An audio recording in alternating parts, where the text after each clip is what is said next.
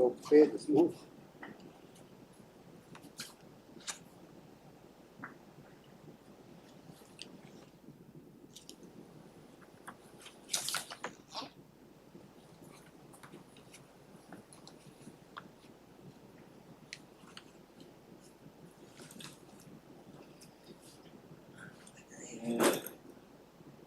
Best mates found out this morning how they go. Yep. That's just Here we go. bloody cancer, so I'm not going to say too much. Testing. Too bad. 1, 2, 1, 2. Testing. It's for prostate. I knew we had a bit of prostate sort of, you know, its PSA numbers were going up. Yep. Hello, Okay, looks like they look good. Content's good. speaking.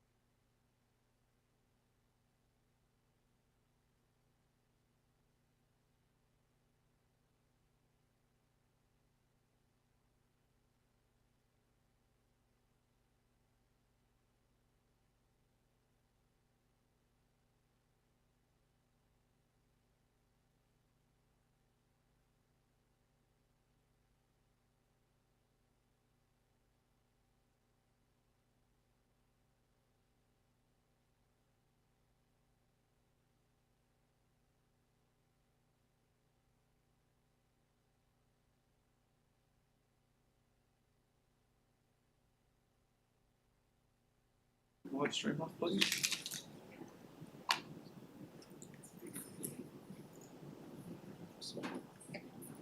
Okay, good morning everyone, and thank you for attending today's Ordinary Council meeting. I'd like to declare the Ordinary meeting of the 23rd of April 2025 open at 9 a.m. You have our phones on silent would be fantastic, Councillor Finlay. Jack Daniels, Councillor Finlay. Advise members of the public this meeting is being live streamed and recorded in accordance with Council's standing orders. Councillors and staff are reminded of their responsibilities under their respective codes of conduct, both inside the Council meeting and when dealing externally and on behalf of Council. On behalf of Whitsunday Regional Council, I'd like to start by acknowledging the traditional owners of the land in which we meet here today and pay my respects to elders past, present and emerging. Welcome to fellow councillors, WRC staff, members of the public and the media. Okay, our first item, apologies, leaves or absence. We've got no recorded apologies received for this meeting. Item number 2 is condolences. Do we have any councillors that wish to acknowledge any recently deceased members of the community? On behalf of Whitsunday Regional Council, we would like to acknowledge and pay our respects to the recently departed of the Whitsunday region and offer our sincere condolences to their families and loved ones. Can you please join me for a minute's silence?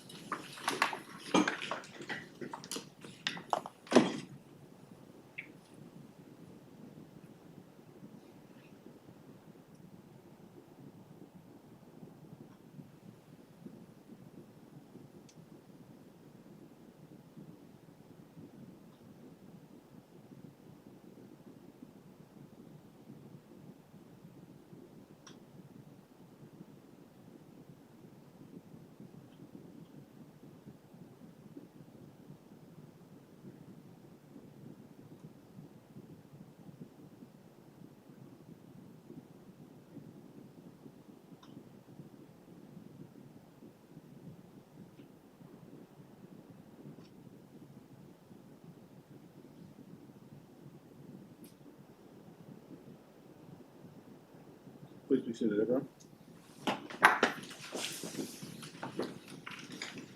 Okay, item number 3 on our agenda is confirmation of the prior minutes. Have a mover. Move Councillor Clifford, second Councillor Collins.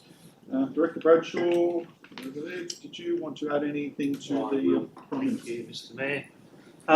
Councillors, I just want to point out and acknowledge the assistance of Councillor Bowman in the recording of the minutes. Item 12.2, the monthly finance report, was actually considered before the budget review 2 was finalised, although the minutes reflect that that item was confirmed afterwards. It doesn't actually change the accuracy of the decision making of council, and for ease of reading the minutes, I'm happy to leave the minutes as they are, just pointing out to council that it's not necessarily a chronological representation, but it is an accurate representation of the meeting.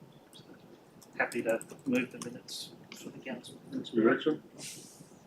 Okay, I'll put the confirmation of the prior minutes to the vote. Those in favour? Motion is carried unanimously. Item number 4, business arising. Would any council like to raise any business arising from the prior minutes? Thank you. Item number 5, mirror minute. There is no mirror minute for this meeting. Number 6, notice of motion. We've received no notices of motion for this meeting. Item number 7, deputations. We have no deputations for this meeting.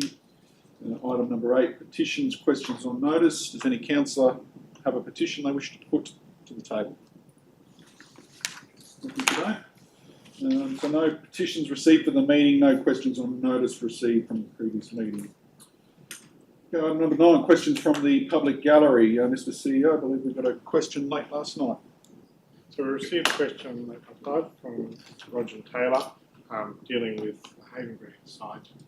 That matter has actually been resolved by council in recent meetings, and so I'll take that as an operational matter and provide a detailed response to Mr. Roger Taylor. Mr. CEO. Okay, item number 10 is committee reports, which we have none for this meeting. Okay, moving on to our officers' reports. Item 11.1. Corporate plan adoption, which I'll move, and second Councillor Clifford. I'd like to speak to this this motion. Our corporate plan, councillors, today marks an important moment for our term. as we present the Whitsunday Regional Corporate Plan for 2025 to 2030 for adoption. This corporate plan is not just a statutory requirement, it's our strategic North Star as a group of councillors. It sets the course for our chapter moving ahead, guiding our investments, our priorities and our leadership as we navigate both the opportunities and challenges ahead. This plan reflects a shared vision, a united community working together to drive a resilient and diverse economy and a livable environment. It is built on values that resonate deeply with who we are: connection, innovation and sustainability, and a mission to ensure that Whitsundays thrives for everyone now and into the future.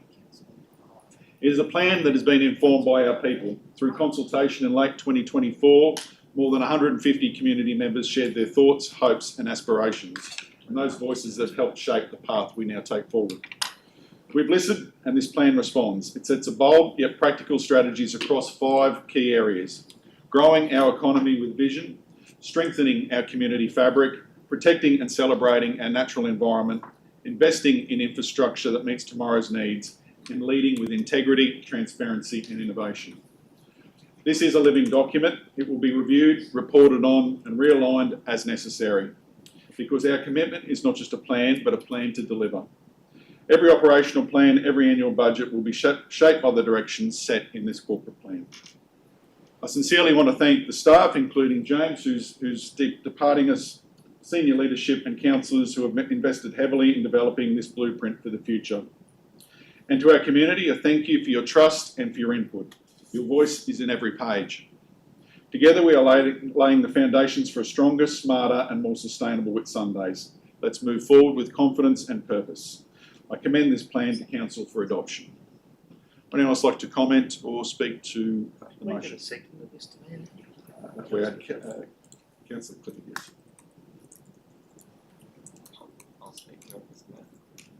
Thank you, Mr. Mayor. I agree. It's one of the things I advocated for early on in our new term, and for us really to have a corporate plan that goes with the new term, the new council, sets what we wish to achieve. Certainly some sections would like to strive harder, but I also am very supportive generally of where we've gone. I also like to touch on the consultation process you mentioned. When I look back to the previous corporate plan, we had 16 submissions. In this one, we had 61 submissions, additional 90 odd people that came through the consultation where our team went out to the public places and spoke to the people in their daily business. We're doing the same thing this week with the economic development plan. So outside of the corporate plan, that's one thing that I'd like to speak to, that we are reaching out to the community and trying to involve them in our governance documents. Thank you. Thank you. Any further councillors? Councillor Finlay? Mr. Mayor, just endorse your comments and well said, and thank you so much for that and leading the way with our council, with our corporate plan. I just want to reiterate what you said about the mission and the values and our vision as well. And the vision is a united community working together to drive a resilient and diverse economy and a livable environment, backed up by our mission to ensure the Whitsunday region thrives for everyone now and in the future. And that's so important that we're not just thinking about now, we're talking about the future. And when we're talking about our budgets and everything like that, we're planning for the future as well, and plus our infrastructure for the future, which is so good. And then our values speaks for themselves: connection, innovation and sustainability. So yes, Mr. Mayor, I fully endorse your comments. Thank you, Councillor. Thank you, Councillor Clifford. Thank you, Mr. Mayor. I'd just like to thank the public that contributed to this, because I think it's very important that they have some skin in the game, and their comments have been taken on board and are reflected in the document. Thank you, Councillor. Any further councillors? Okay, the motion that Council adopt the Corporate Plan 2025 to 2030 for implementation from the 1st of July 2025 and delegate authority to the CEO to complete any minor amendments to finalise the corporate plan for publication. I put to the vote. Those in favour? Motion is carried unanimously. Thank you. Okay, moving on to item 11.2, development application for reconfiguration of a lot 1 into 5 at 30 Wrights Road, Strathdickey. Moved Councillor Simpson, second Councillor Collins. Director McGaffin, do you want to speak to the item? Thank you, Mr. Mayor. If I can grab the PowerPoint. Thank you. one lot into 5 lots, 30 Wrights Road, Strathdickey. Not sure where Big Pammy Proprietary Limited comes from, but intriguing. The land is a little pocket of rural residential land surrounded by, it's a little pocket of land that is zoned rural, surrounded by rural residential land. And it's a typical rural residential enclave in that general area. There were a significant number of overlays that had to be addressed as far as the assessment was concerned. You can see from the slide the level of vegetation that exists on the site and the rural residential nature of the subdivision that's shown there. That's the subdivision proposal. The existing dwelling, which will be on proposed lot 5, gets access that will be retained to lot 3. The other 4 lots will gain access off a single point of access off Wrights Road. The dwelling will be located on lot 5, which has the significant amount of vegetation at the rear. There is easements provided for stormwater and access, and due to the nature of the land, there will be some earthworks required, but they're not of a significant nature. A couple of submitters that raised some issues: flooding, bore water safety, recent purchase of land where they were not told that this might occur on land next door, and the amenity, environmental, noise and privacy impacts, and certainly not being told that the property had been sold. So the scale of that map clearly shows the subject land and the little enclave that's zoned rural, and it is very much a missing tooth in the overall rural residential zoning of that area. So looking at the plan, Mr Mayor, look, it's not good that it's in the rural zone, but I think the overriding issue is the character of the area and what it surrounds. The land isn't a large rural property. It is of a size, and the lots to be created are compatible with those in the area. There are no contested land as far as it doesn't adjoin any cane farming. It is clearly fragmented, so on the balance it's recommended for approval subject to the conditions outlined. Thank you, Director. Questions or comments, councillors? Councillor Bowman? Thanks, Mr Mayor. I got to raise this briefly with the Director before the meeting, but it's just relative to the stormwater drainage. The proximity of the smaller sites to the submitting neighbour. The current engineering design shows that the mature vegetation creating a buffer down that border will have to be removed for the current drainage corridor. Just wondering when this moves to operational works, is that something that can still be looked at, or is there nothing within our planning scheme to deal with that vegetation and the amenity probably for the established and future lots? Sure. Thanks, Councillor Bowman. Through you, Mr Mayor. Look, it's an issue that's going to be ongoing in rural residential areas for that exact purpose. Look, it doesn't necessarily mean that matured trees have to go if it's in an easement. In this instance, the easement is adjoining the fence line, and property owners are allowed to clear vegetation close to that fence line. I understand that the Director of Infrastructure Services is doing some work on flooding and stormwater and things like that, so yes, we might address it in that, but we'll take your comments on board and address it when the operational works comes in, just to say, is it possible to leave some of the mature trees there? What we don't want is to see an easement meander around trees and go all over the place, so we'll take that on board, but if there's an ability to retain some vegetation, we'll encourage it. Councillor Simpson? Yeah, just a comment to the Director. When we see our rural land use strategy come to us, like with this development, it still shows 2.3 hectares, I think it is, at the back of the block, which is covered with remnant vegetation, and like it'd be sad to see that be cut up down the track in 4,000 square metre lots. Is there any, is there any way we can stop the rest of the block going into small lots? Because I see it sort of borders on Torvale Heights as well. Thanks, Councillor Simpson. Through you, Mr Mayor. There's no way that we can say absolutely not, but the issues that we will assess will include vegetation coverage and the overlays that I've mentioned. I would expect if they are going to look at cutting it up even further, we will be looking for road construction, because at the moment it's only the access proposed will only service 4 lots. So if they're going for 6, 8 or more, then the road upgrading would be a requirement, and the cost of doing that for the yield that they would get out of a couple of lots, and up the top it's very thin, so you'll end up with these really funny long thin blocks. So I would have thought that the logistics and the economics would really discourage any further re-subdivision of the land. Thanks. Comment, councillors? Quick one One, again councillor for Bowen? me. Just in relation to this easement, I know the submitters had concerns about easements, but it's not along their boundary, it is a more central easement, but the developers have been quite happy to comply with our 5.5 sealed driveway in this instance. Through to now, I've not heard of any dissent from the proponents about it. Thank you. Okay, if there's nothing further, councillors, we'll put that to the vote.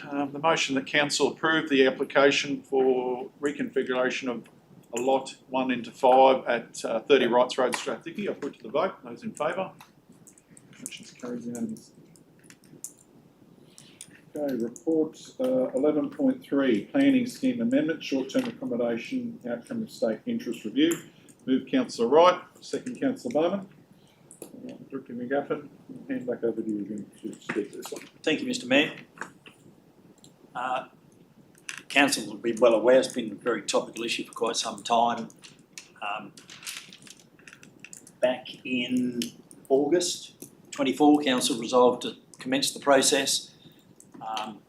We had a draft amendment submitted to Council at the time, and that has gone off to state interest review. There's been a bit of argy-bargy and backwards and forwards with the state on the amendment and the wordings and things like that. So it's now come back from the state. Certainly the aim of the amendment is to target the low density residential zone, and Council were very concerned about the proliferation of short-term accommodation throughout the sort of traditional residential areas in the region.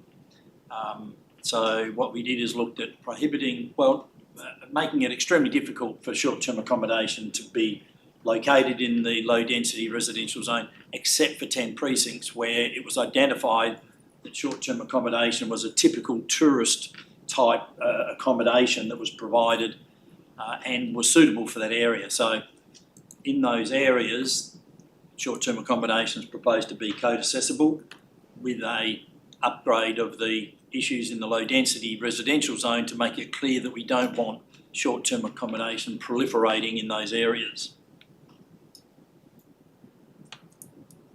So the state interest review basically occurred from September to April. They were looking for some justification for the precincts, and we provided that. There were some issues about terminology and unintended impacts of the amendment, so they've been sorted. The mapping was an interesting one to sort out, and we've been successful in doing that. So what we're recommending to Council is that we place this amendment on public exhibition.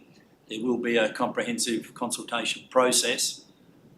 We will encourage public feedback. Once that's all received, it needs to be on exhibition for a minimum of 20 business days. I would expect that we will do more than that. Once we have all those comments, they will be corralled and analysed, and we'll come back to Council for further consideration. So the recommendation is that Council agree to placing the amendment on exhibition. Thank you, Director. Can Councillor like to speak to the motion? Councillor? I will. Thank you, Mr Mayor.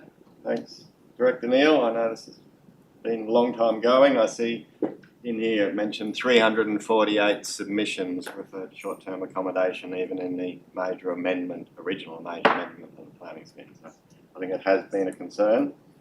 My concerns remaining with this, although I still haven't read the final full definition, I've raised that with the director, I know we've got a number of people away and short weeks, is just the definitions for what a local resident is and residential amenity, whether they remain, but also is about, well, the red light, green light within this, that if we are adequately protecting the existing residents within these areas, that it's not just an Airbnb happens next to your place, whether there's appropriate parking, access or amenity. And the other thing, excuse me, I think we need in this consultation is we know there's a separation between planning and local law to get the outcomes everyone desires, so that we can open this consultation up in the broader sense and then bring it back to council, whether it's something that's done by planning or something that's done through local law compliance, because we can't expect the public to understand those separations, definitions. One other thing is, within this mapping, if it goes out to the public as it is, we're not showing the low, medium density residential areas.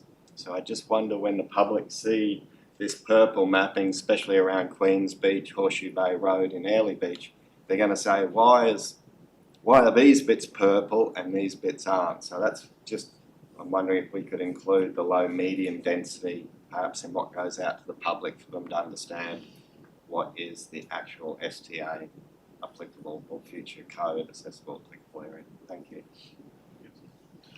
I'd like to speak to the item. Councillor Goodman. Thank you, Nick. Collins.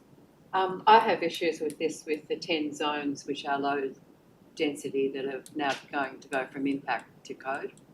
Yes, it's the right way around here. There's no cap on how many properties can be in there.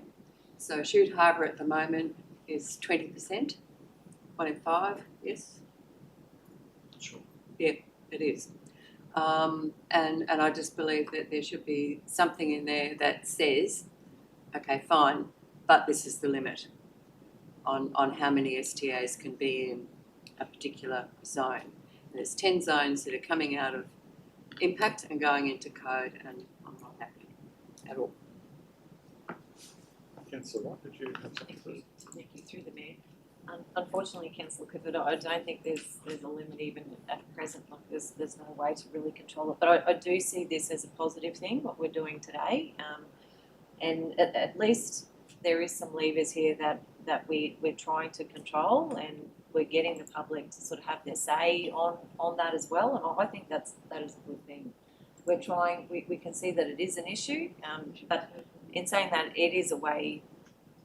You know, it is the way of the future anyway. I think this Airbnb is a short-term accommodation, so it's just something that we're pulling as many levers as we can to try to control it. So I think this is a step in the right direction.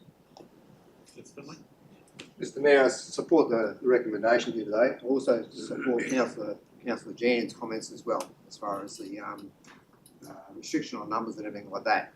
What I'd like to see is whether or not we can do not included in this, let this one run, but can we do a further report with some information about possible controls for restriction on numbers and the legalities of all that, and then obviously bring it back to council and decide where we go from there. We could do that. If we need money in the budget, or if we can consider putting some money in the budget for that, please. That's all. Okay. There's nothing further. The motion that Council endorse the administrative efforts made to amendment package short-term accommodation during the state interest review and commence the public consultation on the proposed amendment. I'll put to the vote. Those in favour? Those against? Motion is carried 6-1. Okay, item 11.4, request for sponsorship, Airlie Beach Festival of Music 2025. Move Councillor Clifford, second Councillor Simpson. Sure. How are you? Thanks, Matt. Thank you.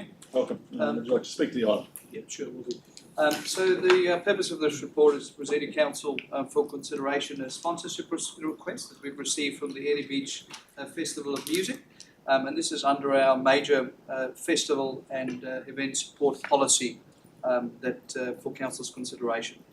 So the Airlie Beach Festival of Music is recognised as one of the major and established events in the Whitsunday region. and that's also recognised in the Whitsunday Regional Destination Management Plan, which is a plan that's created by Tourism Whitsundays, our marketing body. They've requested financial sponsorship for the 2025 event to the value of $20,000 in cash and $5,000 in-kind support.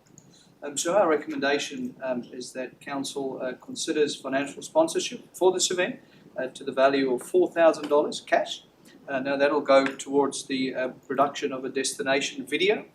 The video will feature a festival ambassador, and Council will also be receiving full licensing and reproduction rights to this video, which will benefit the overall region as well.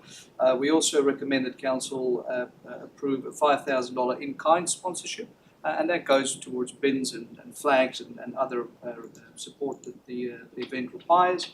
And then we also recommend to Tourism Whitsundays to undertake $10,000 of destination marketing to be provided under the existing 2024-25 financial year funding agreement that we have in place with them.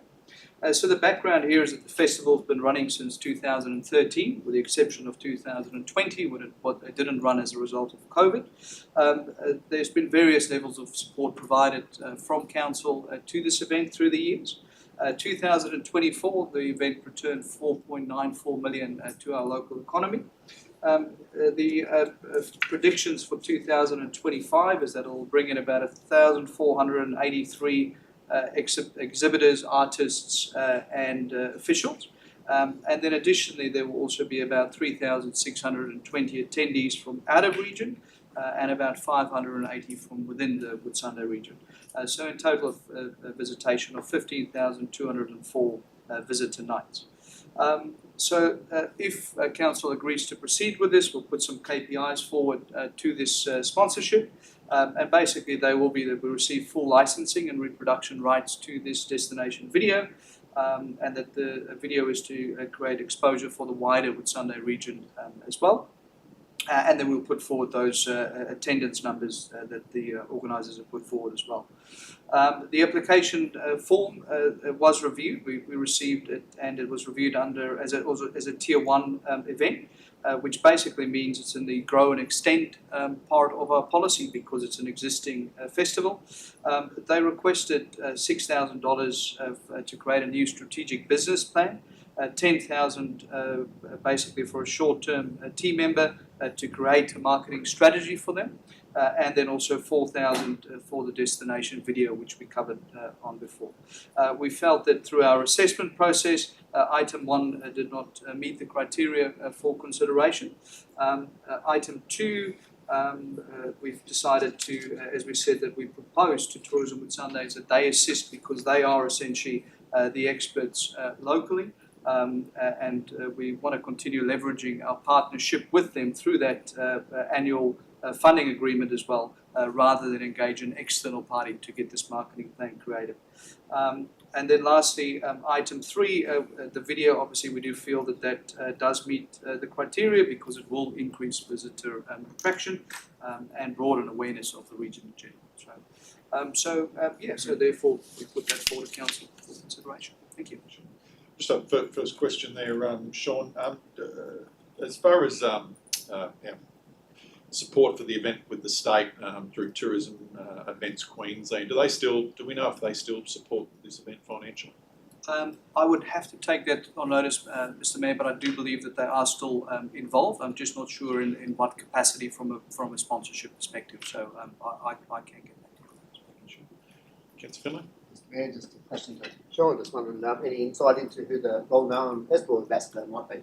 I believe there are some whispers at this stage that it's a fairly well-known lead singer from a very well-known band, but unfortunately I can't disclose exactly who they are at this stage because they are still in talks. I just wondered, Mr. Mayor, I heard AC/DC are planning on touring Australia later in the year, so whether or not it could be Angus. That would be a great outcome, yeah, if we could, but yeah, unfortunately. Councillor Clifford? Thank you.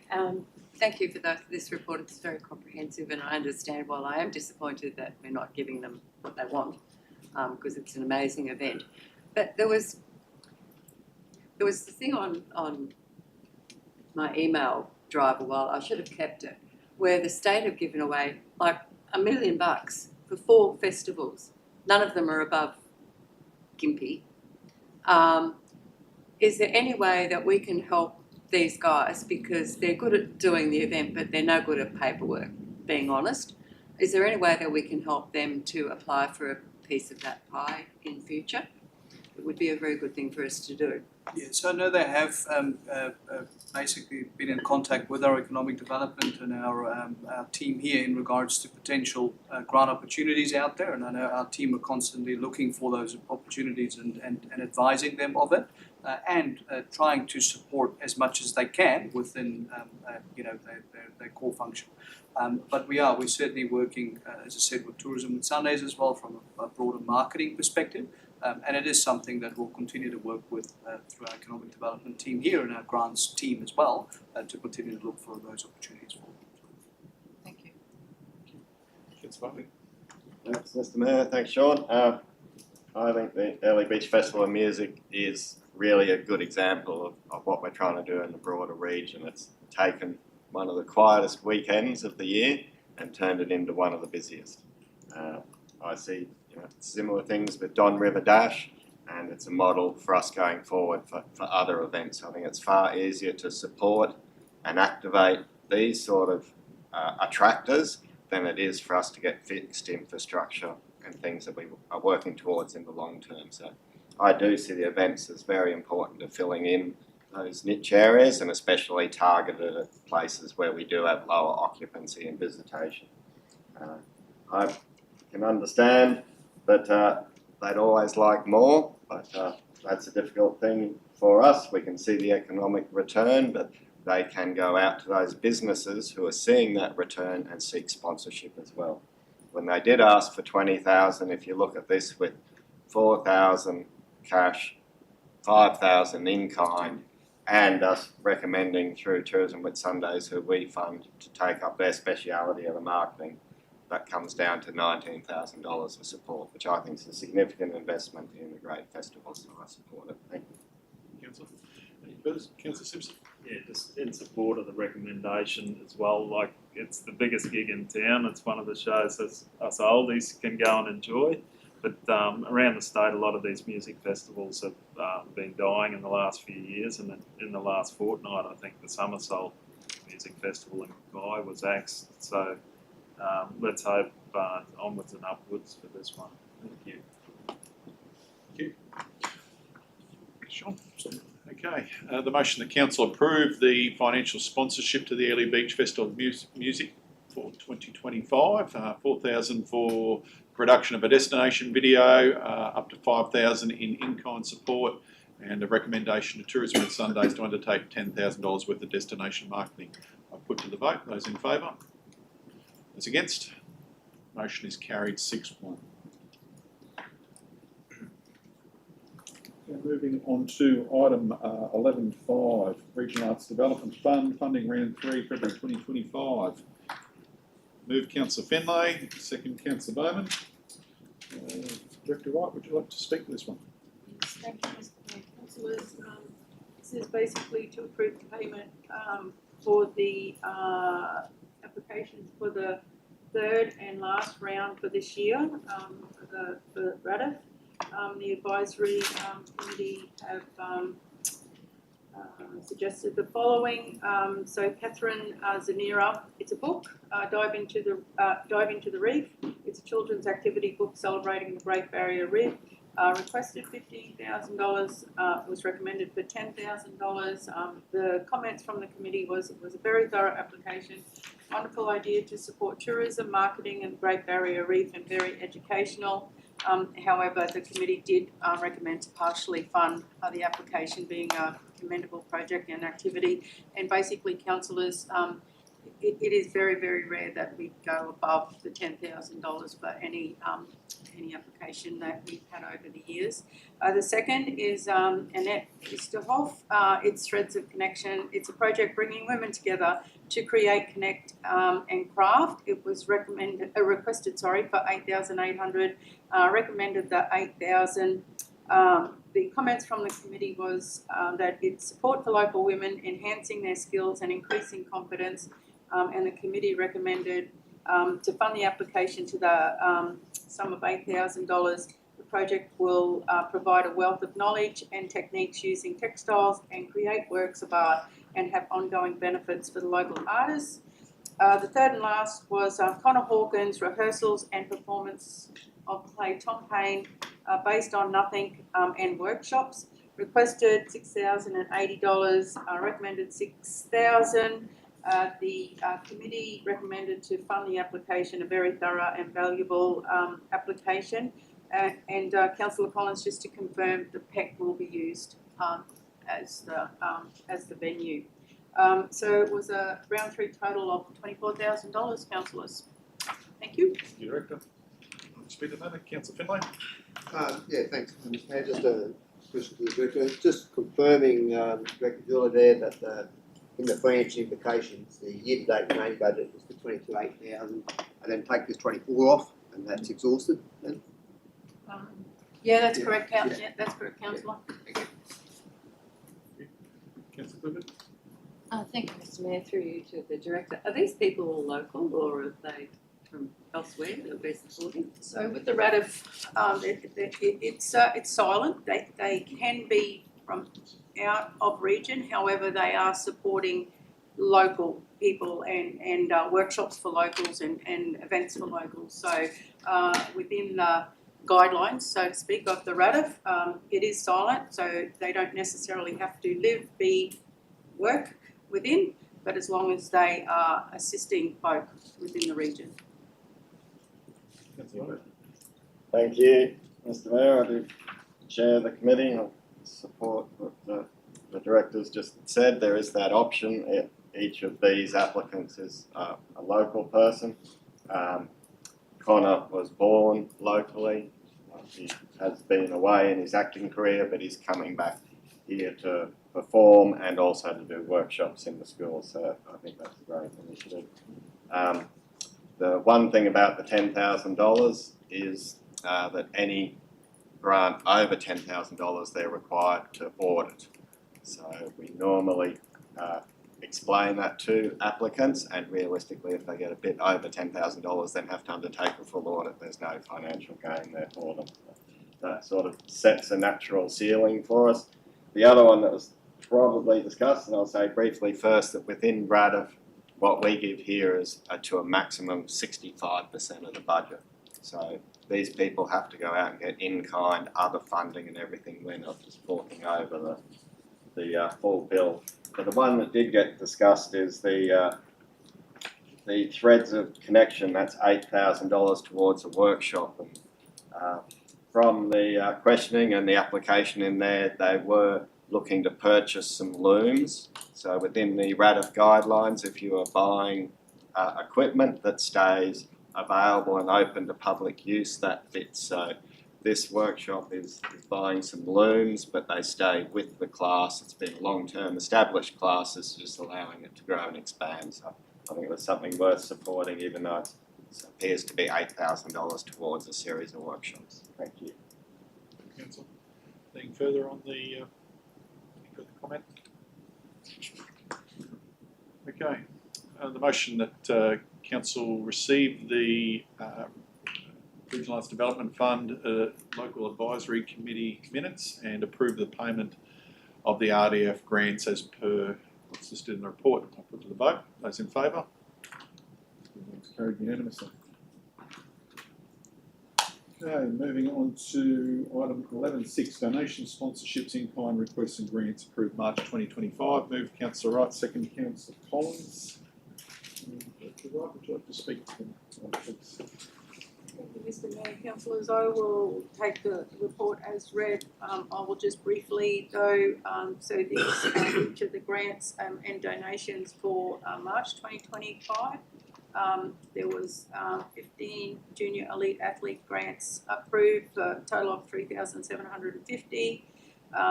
3 donations approved totaling $2,800. 1 in kind totaling $500. 8 sponsorships, a total of $35,200.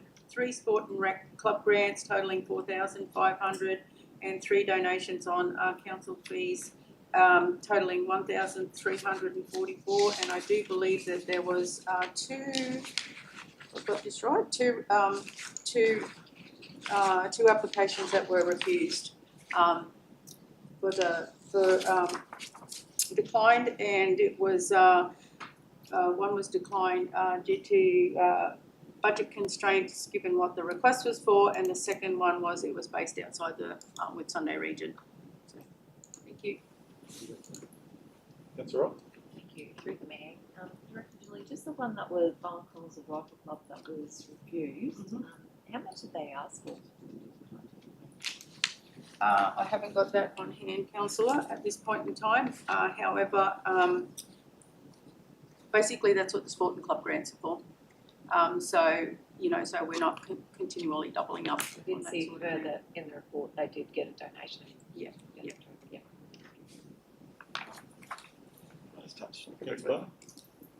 Thank you, thanks for the report and the support that we give out there. I'd just like to touch in this one that there was some other applications to RADA from Bowen State High School and the Bowen State High School and was it the Proserpine State High School for their school plays that came into RADA. Also the Whitsunday Writers Festival and the Songwriters Festival with the exhausted budget within RADA. Kindly taken across by Director Julie's department and have come through with some funding from the sponsorship. So happy to see those great events being supported. Thank you. Strong support for arts and culture in this month's reporting. Any further comments, councillors? I think it was, just to clarify, it was the PNCs I think that asked, it wasn't the schools, just to clarify. Any further councillors? Okay, the motion that council note the financial support as per listed in the report to the various organisations I put to the vote. Those in favour? The motion is carried unanimously. Okay, item 11.7, Office of the Mayor and CEO quarterly report. I'll move this one. Second, Councillor Clifford. CEO, I'll speak to that. Mayor. Yes, so this is the quarterly report for the January-March period. It's really for completeness. Basically, the CEO's office, communications and marketing and people and culture. We provide separate reporting on the capital program and also the commercial businesses on a quarterly basis as well. This quarter, my focus was primarily in relation to the corporate plan, which has recently been endorsed, the operational plan and the budget. So we're really trying to set the scene for where our priorities are going forward over the coming year and years to come. In terms of the communication and marketing, the team has been doing quite a range of activities in relation to economic and community to really ensure that the message is getting out to the community, seeking their feedback on a range of master planning and precinct planning work, and just encouraging people to be involved in a lot of the events and other attractions that actually have been occurring. Also, during this period, disaster management has been a focus for communications, and we've seen a lot of education and a lot of information being out. We've had a fairly long disaster season in relation to some of the rain events. In terms of our website and social media, we're continuing to see increase in relation to people utilising our website, which is good to see. We're seeing people utilising different parts of our social media going forward. And as we move towards different types of information out and about, we're adapting to that going forward. And we're continuing to work on the website to try and ensure that that's a very good use of our information out to the community. We've had a range of major campaigns throughout the last quarter, dealing with reporting on the council meetings, but also getting sorted our waste recycling campaign, Play Your Part, which is our Be Smart Water campaign, and some work in relation to the libraries and some of those projects of actually getting our libraries out and about to the community. In terms of people and culture and our HR and safety, their focus has been on getting out to the schools and talking to the kids about what is actually available in terms of council, in terms of jobs in the future for them, and collaborating with the careers partners to really make sure that local government is an opportunity and a choice for people once they leave school. We've been talking through our diverse workforce and trying to encourage different elements, to encourage those values and dedication of the staff to really move forward at a range of out of the depots and also in the offices, to really encourage our staff to talk about some of those diverse activities that they work on. In terms of looking after our staff, we are working through a program of physical and mental health and wellbeing, just trying to ensure that that's actually part of our day-to-day business going forward. And we've also progressed in relation to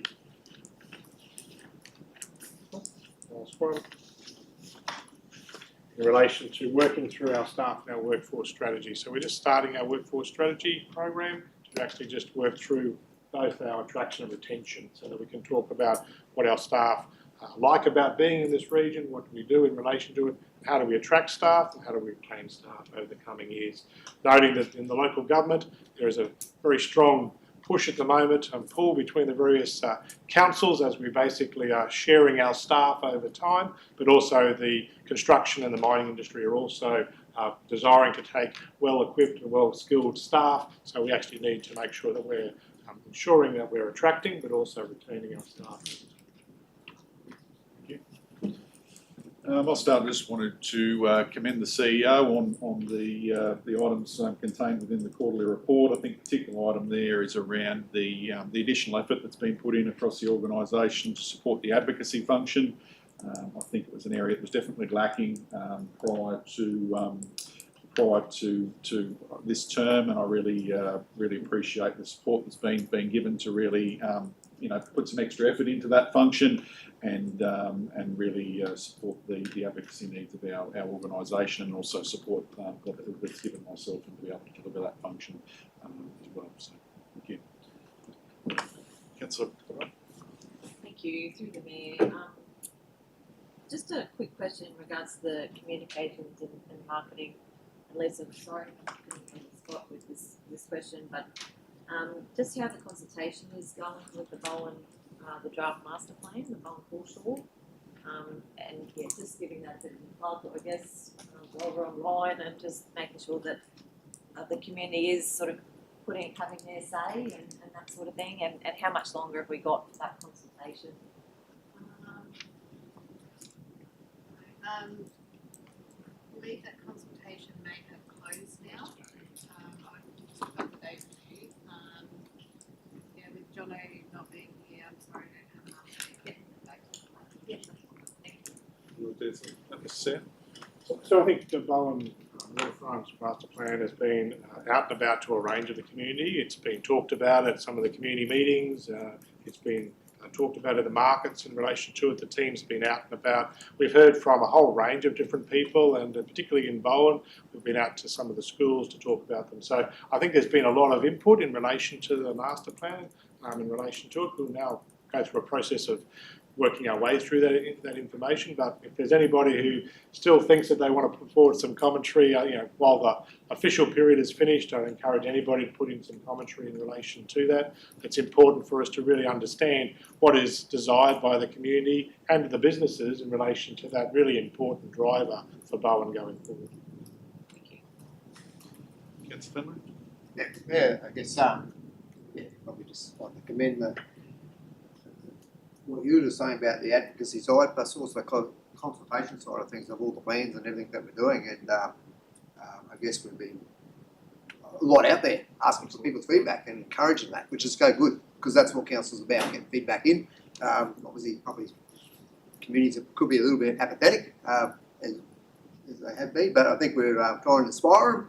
And the front beach run up in Bowen is a classic example of that, of getting people's thoughts in it. But yeah, it's just I commend all the officers involved with the communication side, the advocacy side, I guess the whole team and the whole council. And I think we're really going in the right direction from that side of thing, and really getting out there. And and we're just really always selling what you've got your advocacy little things come up on the Facebook page and things like that. And your smiling face, Mr. Mayor, which is great. And but that's what it's about, Mr. Mayor. It's all positive. And the continuation of this positive feedback that we get from the government and everything like that, they're going to look after us, and they're going to look after community organisations as well, because we're positive council, and we just voted that corporate plan to be united, and it puts a great front out there. So thanks, Mr. Mayor and the team.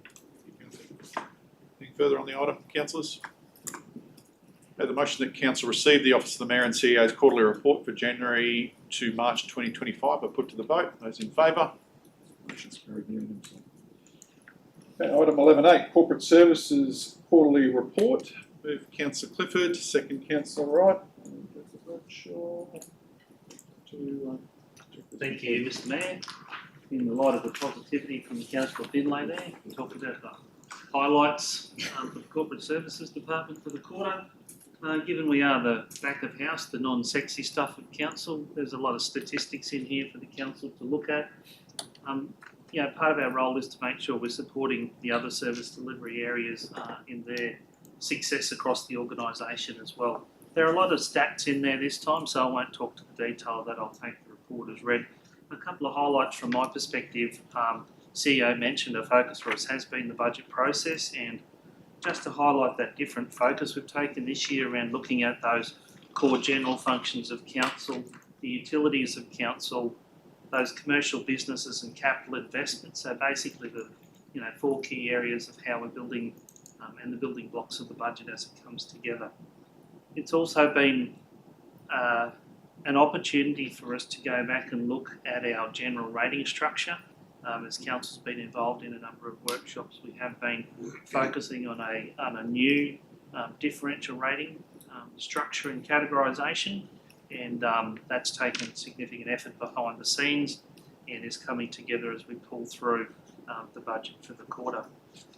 There's lots of activity there in the report, which I previously mentioned, including activity around our procurement and contracting areas, showing the activity throughout the month, and also the nature of the requests that we're undertaking in respect of council's building and facilities. And given the weather impacts, there have been issues in and around our buildings, so it's been an activity-driven month. I did want to just close out that report by acknowledging, in addition to what the Mayor said, the work of our Manager Governance Administration, James Nagori-Moto. James finishes with council at the end of this week, and I just wanted to recognise his contribution to assisting with the governance activities of council, but also assisting councillors in their role and the pursuit of good governance for us as an organisation. Happy to take questions on the detail of the report, Mr. Mayor. Comments, questions?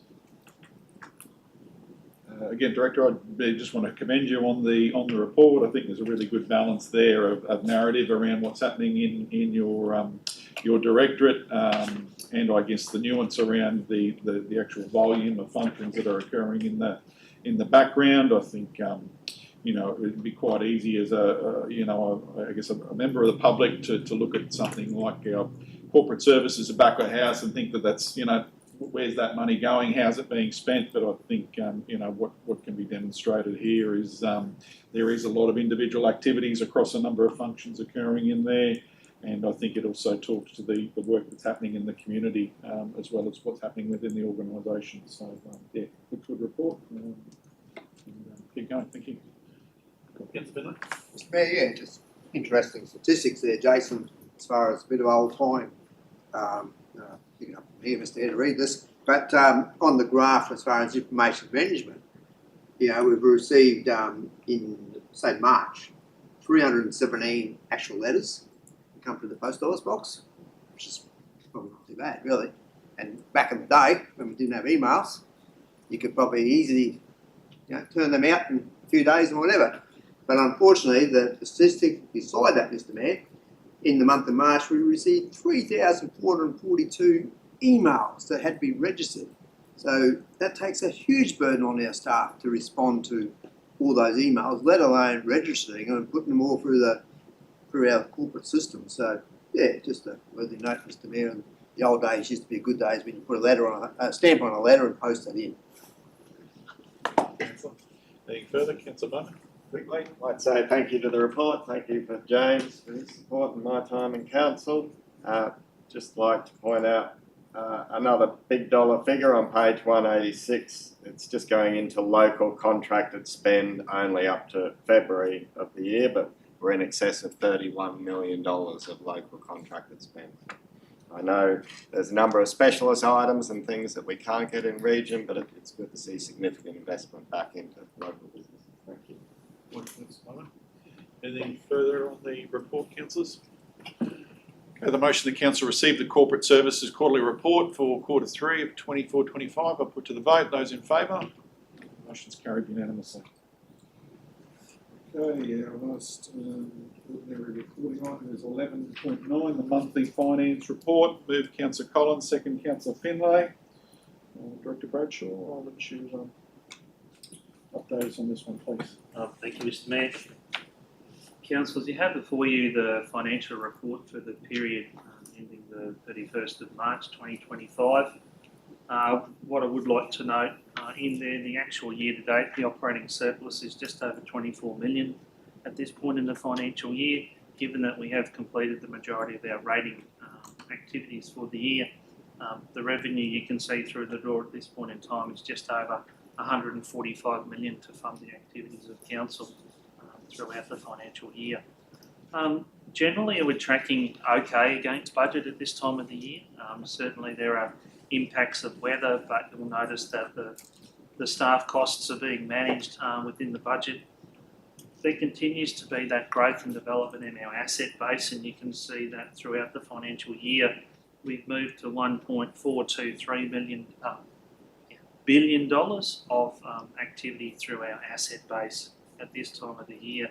We are continuing to manage the cash for the organisation and try and maximise the investments from that capital, but it's also impacted by the fact that we are delivering against our capital program. Those funds are, being consumed throughout the financial year. So the interest revenue, as we head towards the closeout of the year, will be impacted by lower cash balances on the whole. The capital delivery is shown there. So as at the end of March, probably, we are on track if you recognise the committed costs in there against the contracts and the work that are raised. There may be impacts by weather as we look through the balance of the financial year. All of the financial ratios are within the accepted bounds at this point in time, and generally, we're in a stable position and on track at this time of the financial year. Deep in the budget process for 25-26, and we've been working with council on that, and we'll continue to manage particularly that expenditure in the operating section of the budget as we head through to the end of the financial year. It is anticipated that there will likely be a budget review 3 in and around May, just to look at what the balancing positions for the year end might look like. We'll continue to manage the expectation around what the operating position is. Happy to take questions on any of the detail in the report, Mr.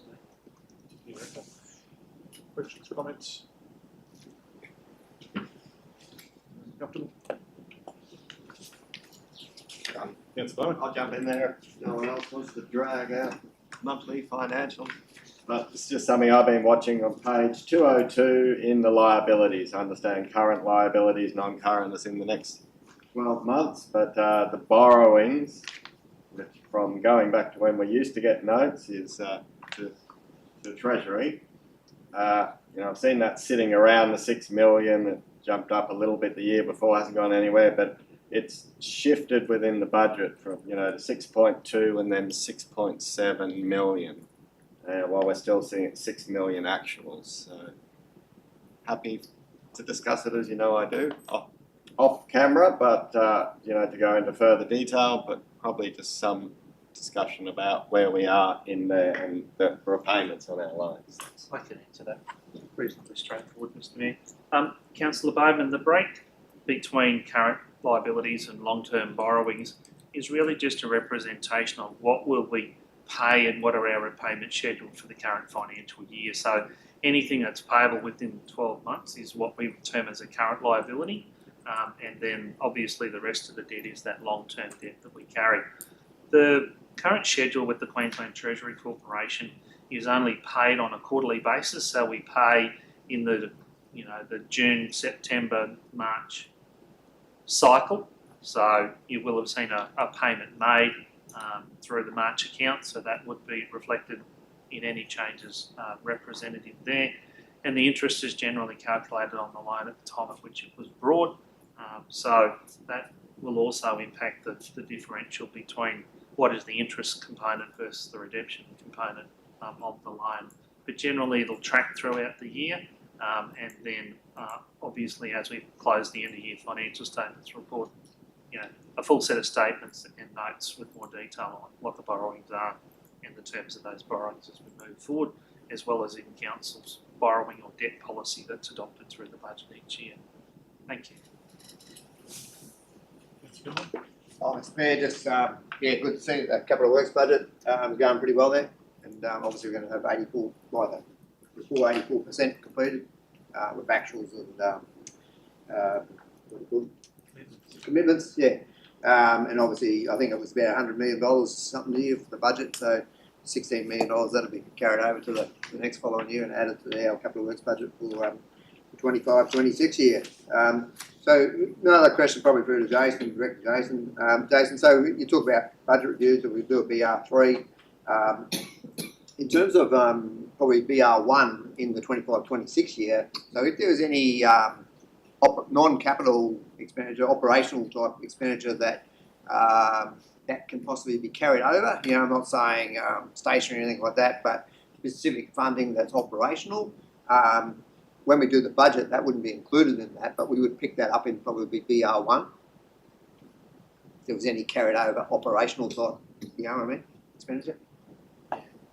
I'll answer that in a different way. Yeah. So understand the question. So obviously there is a timing difference between the adoption of the budget and completion of the annual financial statements.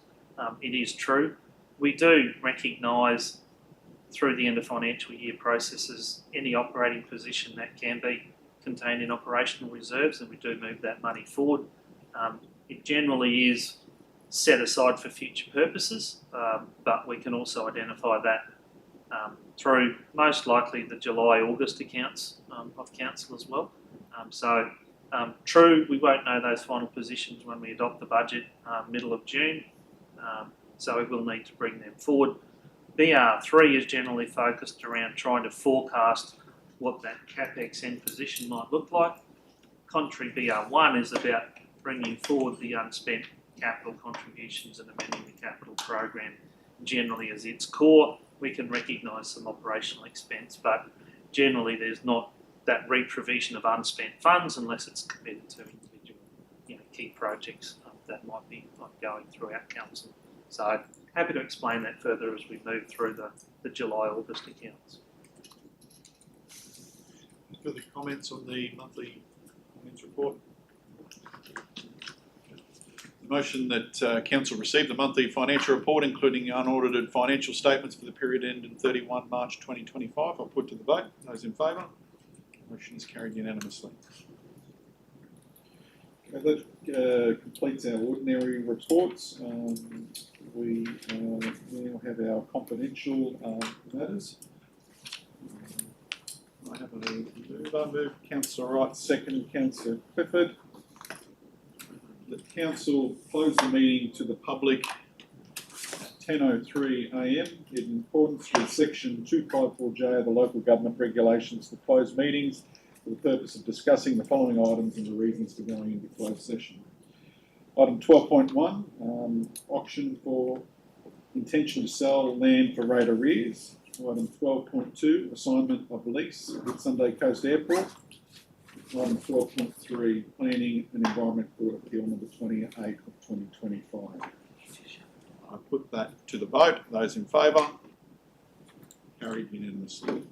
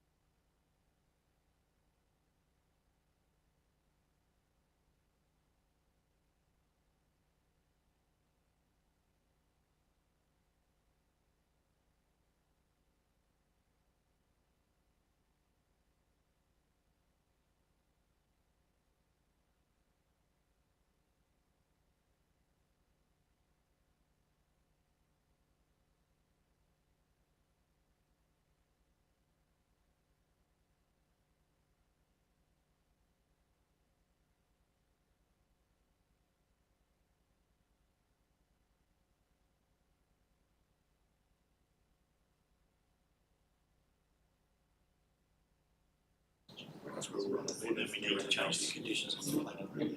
That's what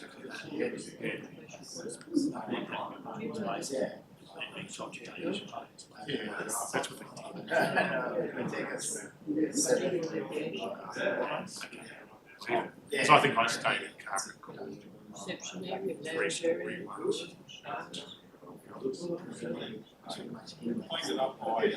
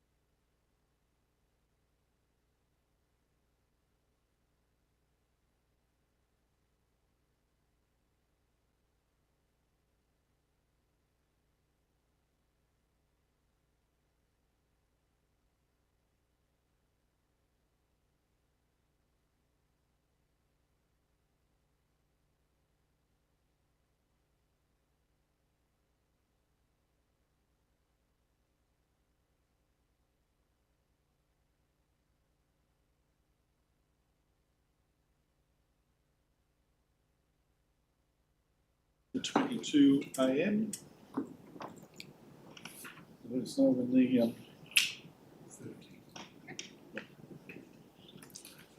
good. Okay, item 13.1, auction for intention to sell land for rate and arrears. Move Councillor Clifford, second Councillor Simpson. The motion that Council resolve that the land described in the report be, the motion that Council resolve the land described in the below table be sold to auction for overdue rates. I put to the vote. Those in favour? Motion is carried unanimously. Item 13.2, assignment of lease with Whitsunday Coast Airport. Move Councillor Fenway, second Councillor Collins. Motion that Council authorise the CEO to provide consent for the assignment of lease as per the report. I put to the vote. Those in favour? Those against? Motion is carried 6-1.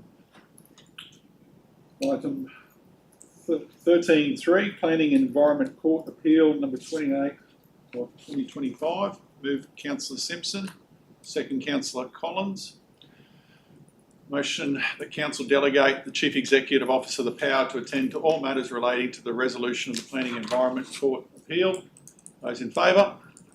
Those against? Motion is carried. Motion is carried 4-3. Division against Councillor Bowman, Clifford and Collins. That's yourself. Okay.